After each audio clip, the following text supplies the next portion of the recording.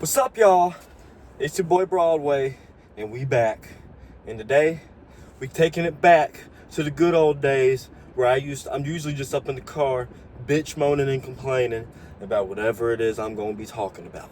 And today, we're gonna be doing a spoiler review of the new horror movie from Damian McCarthy, Hokum.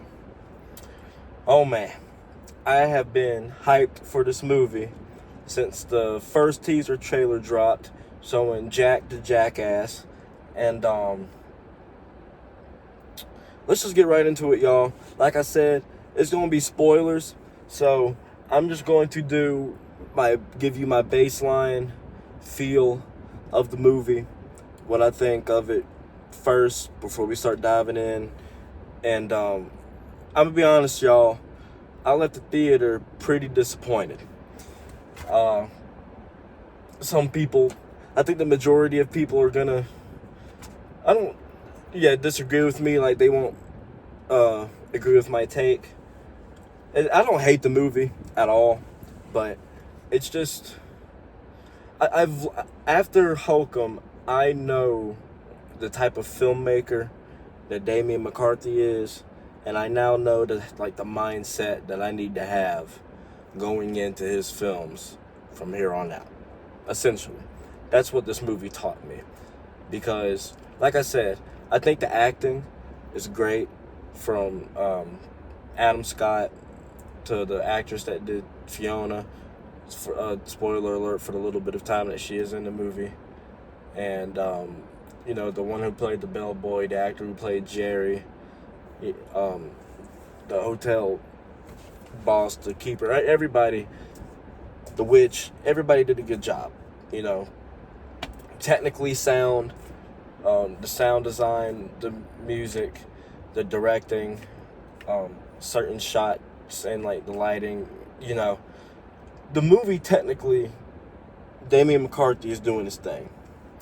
It's just the story and how it unfolds that it just wasn't clicking with me. I wasn't vibing with it after just about the first act of the movie. It just wasn't hitting me.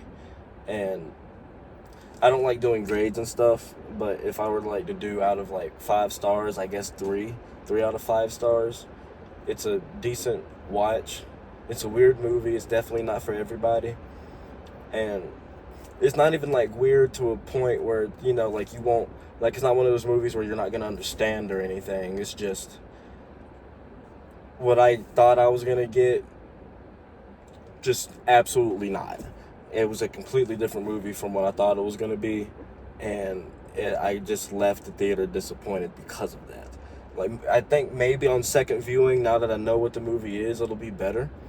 But I just saw it last night. I wanted to do a video fresh out of the theater, but I felt like I needed to sit and think about it a bit longer. So with that out of the way, let's get into the movie. It won't be a complete rundown, but what I can remember well, I'm going to try to get through. But essentially, the synopsis of the story is Adam Scott's character. He's a horror writer, author, and he's doing this getaway to this hotel that his parents met at or used to go to. They went there on their honeymoon or something. And they're both dead, and he's going to spread their ashes over at the hotel. So that's the gist. And the hotel is haunted by a witch. And let me just get that out the way with what I said earlier. This showed me what type of filmmaker Damian McCarthy is, and that is in regards to his writing and his story. It was the same thing with me happened with Oddity, but Oddity I actually liked a lot more than Hokum. And I'm having a blank slate with Caveat, but I'm pretty sure the through line, if we're thinking of it as drive-throughs, there's the drive-through line, and then there's the through line so traffic can get around and park for dine-in. You've got the drive-through story, the main plot and there's always this through line that's going through. And I like it with Oddity, and I'm pretty sure I remember liking it in Caveat, but here I just don't, because I thought what we were going to be getting was like a witch horror movie, and I love witch movies, and it just wasn't that. The witch really isn't a huge factor of most of anything in this movie at all. The movie is really about a horror, like a murder mystery for the most of it. And so the movie starts off with this scene of a guy and his son, or maybe it's not a son, it's just this kid wandering through the desert, and they find this circle on the ground, and he's got a bottle that has a paper in it, and I guess it might, lead them to whatever, but he realizes he can't find a way to get inside the bottle, so what he decides to do, you don't see it, but he's going to bash the bottle. He's going to bash the little boy's skull in until the bottle breaks, so he can get the treasure and find out whatever it is on the paper that's in this bottle. But before you see any of that happen, it cuts away, and we go to Adam Scott. He's sitting there writing in his room, and I like it when movies do that. The author's writing and they show what he's writing visually. I always dig that. But he starts, he hallucinates, and he sees his dead mama, and spoiler alert, like I said, you kind of get going throughout the movie that Adam Scott's character is going through something. He's got some past traumatic experiences, and that past traumatic experience is the fact that when he was younger, he got a hold of one of his dad's guns and shot it by accident, or it went off and it hit his mama and she died. So that's haunting him. That's been haunting him throughout his life, and because of that, he's got this bleak outlook on life, and that's just he's ran with that throughout his entire life. So he has this conversation with the Fiona at the bar about the book, and she's like, why is the ending so bleak? And he's just like, well, that's just what it is, And they pretty much settle in. One thing I didn't like, the only thing I truly didn't understand and what caught me off guard during the movie was the suicide scene. Sorry, YouTube, but there's a scene right after the scene that we're talking about at the bar. He talks to Fiona, something comes up and she has to go off somewhere, and then this aspiring writer comes up to him, who's the bellboy at the hotel, and Adam Scott's character is just a complete fucking douchebag, and he's not having it. He's telling him, he's being a smart ass, you know what, you just gave me an idea for a character, and then he brings out a recorder and he's like, an overachieving, charismatic bimbo who can't read a room, blah blah blah blah blah, and he stops recording. And of course, what the dude, of course, is he's completely oblivious. He can't read the room, just like Adam Scott was picking on him for. And so he heats up the spoon, burns the shit out of him, and pretty much tells him to fuck off somewhere. And yeah, we get through all that shit, and right after this scene, Fiona finds a picture of his mom and something else that he left down at the bar, and she goes up to his room, and she finds him hung, this motherfucker tried to kill himself. That's what happened, and it was the most random thing in the movie.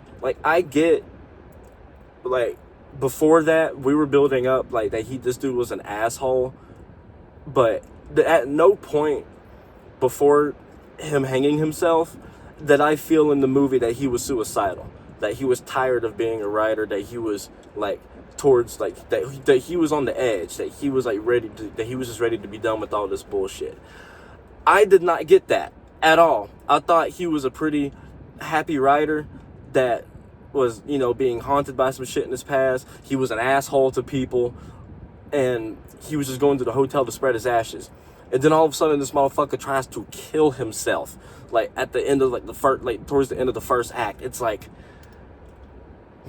I wasn't picking up on any of that shit. So if y'all did, cool, but that was completely unexpected for me.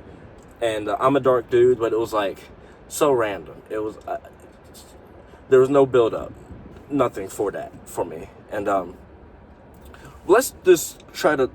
I don't want to really go through the whole movie, but I just really want to say like the most disappointing like part is that it kind of just reminds me of Oddity, where when you get through that movie with I forget the character's name, but the woman that has paranatural abilities with the human-sized dummy that she has, like you figure out that it's her sister's husband that had her killed, and see that movie kind of ends up going from like a haunted house like vibe, paranormal type of thing, to a murder mystery, and that's like what I'm saying, like that's what Damien McCarthy likes to do. Like I now know to expect that if I see a trailer of his next go around and he shows like it looks like a werewolf movie, I'm not going in expecting a straight up werewolf movie. I'm going to expect the werewolf to play a very minimal part of that movie, just like with this one. I came in expecting to see a movie about a witch and whatever this fucking that creepy ass creature design for Jack the Jackass. That's another thing that completely fucking like sidelined me. The marketing, it's not like the marketing was so heavy on this creature design, like this character, like Jack the Jackass, that it's like some children's movie or show like character that I guess is from like his past or whatever. It genuinely, the creature design is fucking terrifying, and it's the fact that what you see in the trailer, that's all you get of it. There's nothing else in regards to that fucking creature. It's just that one scene. And like you get like a bonus scene like with it on the TV kind of just talking and poking and prodding at our character about his fuck up with, you know, his mom and the gun with the mishap. And it's just like, if you were to go online around when this trailer dropped and you saw people, the way they were reacting to that creature design, and you look at certain reviews and you see people talking about it like, oh my god, it was just so terrifying, you would think that creature had a very big part in the movie. In actuality, it doesn't at all. Like there's nothing like that.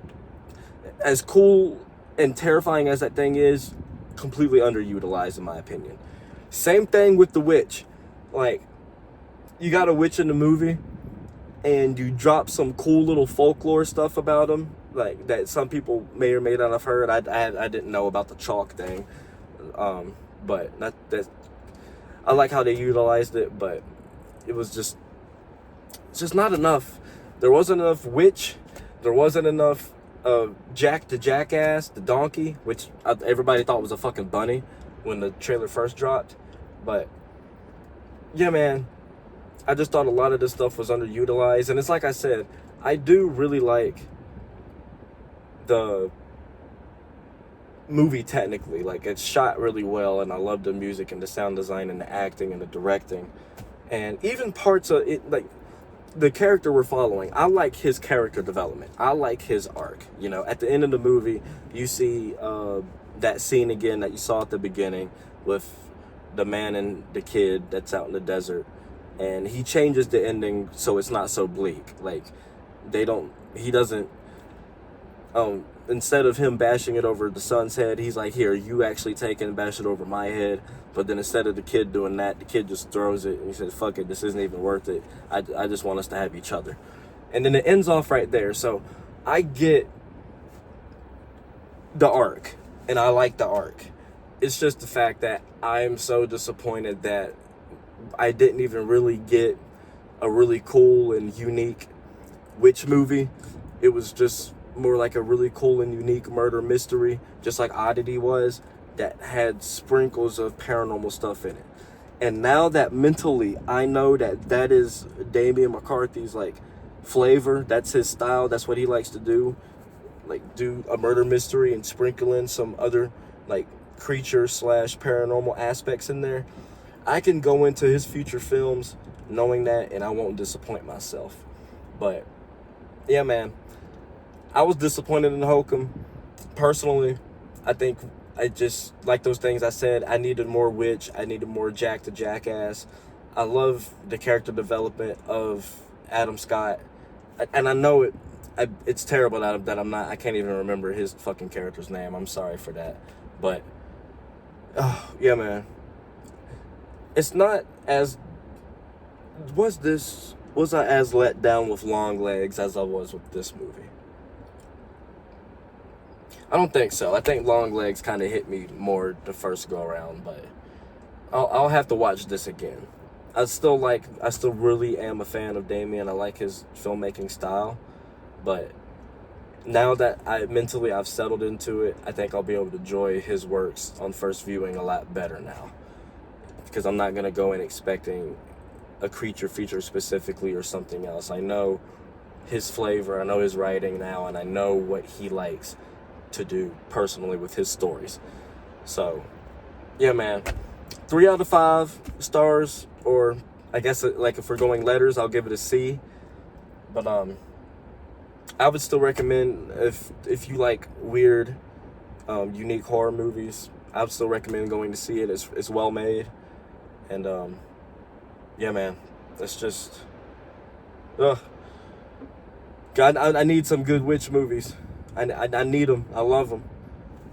You guys, stay safe, keep pace, and have faith out there, because it's a crazy world we live in, and it's only getting crazier. And that's why we need filmmakers like Damien and other artists out there to keep giving us stuff to distract us from all the bullshit.